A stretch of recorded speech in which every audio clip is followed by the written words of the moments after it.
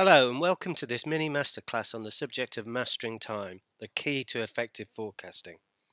I'm going to be talking to you about three things.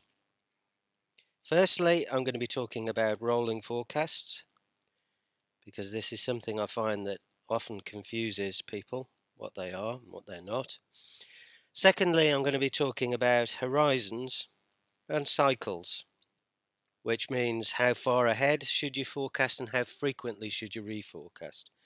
And thirdly, I'm going to be talking about some of the challenges that you're likely to face in implementing rolling forecast, particularly looking beyond the year end and dealing with uncertainty.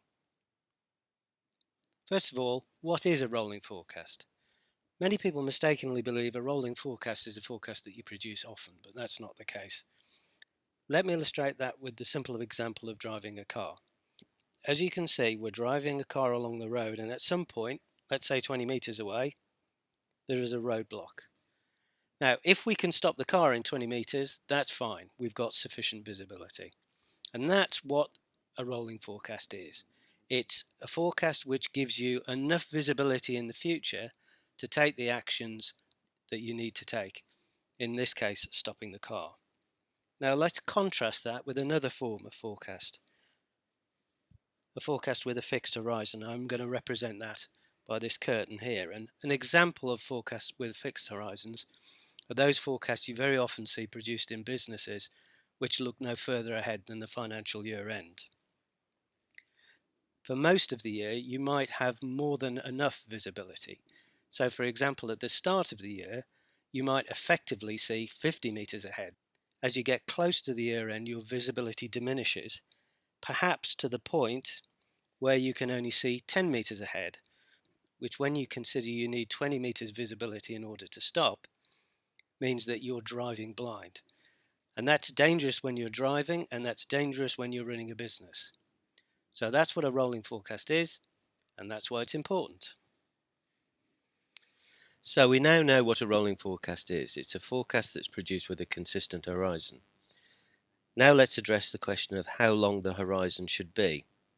I've had many fruitless conversations with people over the years arguing about what was the appropriate horizon for a forecast, which was really disappointing once I'd realised how easy it was to come up with the correct answer, which I'll illustrate with the use of a simple example. If you're in a supertanker and it takes you 2 miles to stop, how far ahead do you need to forecast? Well, the answer is obviously 2 miles. Anything less is inadequate, anything more is unnecessary.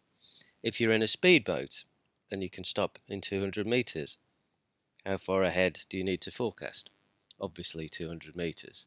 And you can see 200 metres ahead, which is why speedboats don't have radars. What's critically important is understanding what we call the decision-making lead time, which is the length of time between you taking a decision, committing to an act, and seeing the full impact of that act. And it's that that drives your forecasting horizon, and it's that you need to understand if you're building a forecast process. So the obvious implication of that is different businesses need different forecast horizons, not the single 1-year horizon that budgeting would force you towards. Let's look at the oil industry as an example. If you're upstream, if you're drilling for oil, obviously the kind of decisions which you're making will take many years to come to fruition. So your forecast horizon will be measured in years. In downstream processing, you'll probably be looking months ahead because you'll be making decisions about acquiring feedstock and things of that kind. Once you get to the pumps in the forecourt of a garage, maybe you'll only be looking weeks ahead because in a very dynamic retail environment, you want to make quick decisions about pricing and things of that kind. But the implication goes deeper than that because in any single business, you're taking a whole range of decisions, each of which has different lead times. Let's look in my old business, which was in the consumer goods industry. Within a month, we essentially can't take any steering decisions. In this horizon, we're forecasting in order to simply respond to customer demand. Within the 1 to 3 months horizon, we can change price. Further out, we can set up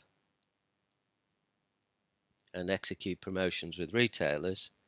And over 12 to 18 months, we can develop and run adverts and relaunch products and things of that kind.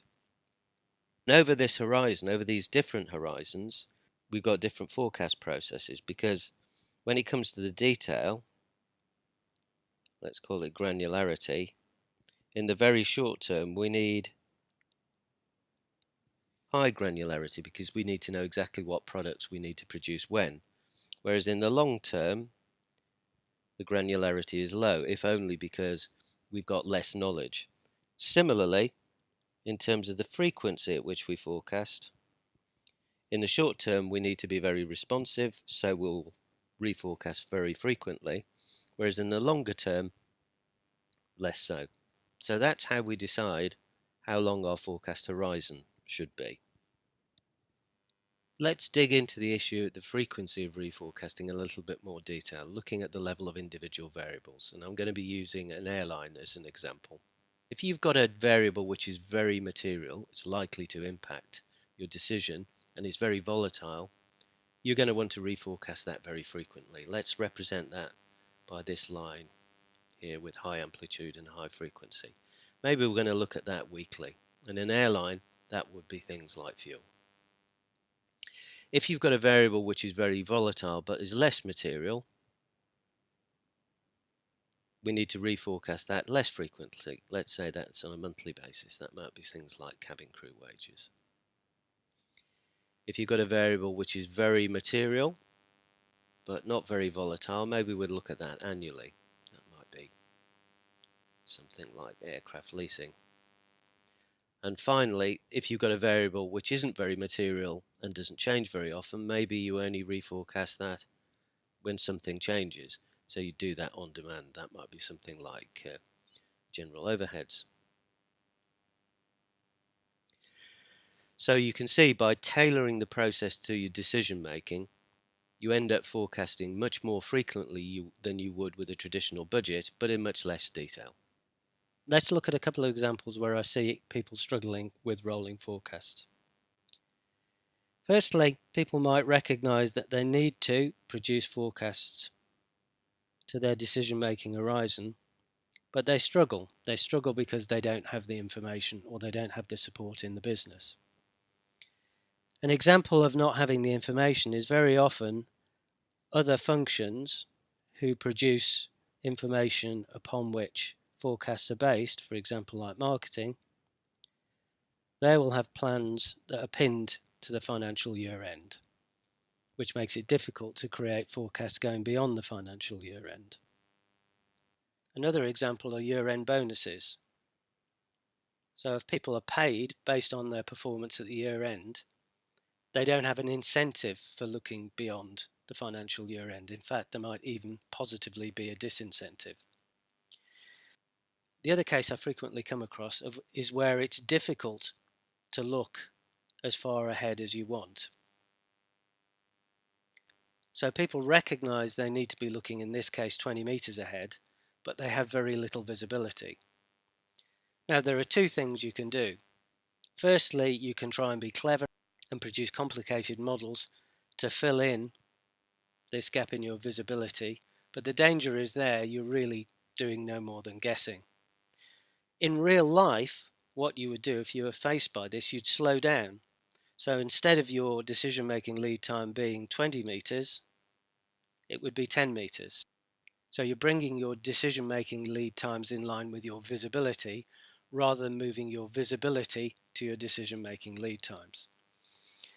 Now, when you're driving, you do this by slowing down. In business, you don't do this by slowing down. You do this by speeding up. You speed up your decision-making cycle time. So whereas you might normally review your plans, let's say every 6 months, you might do it every 3 months or every month, which increases your decision-making speed, reduces your decision-making lead time, and makes your business more agile. That's all for now. I hope that was helpful.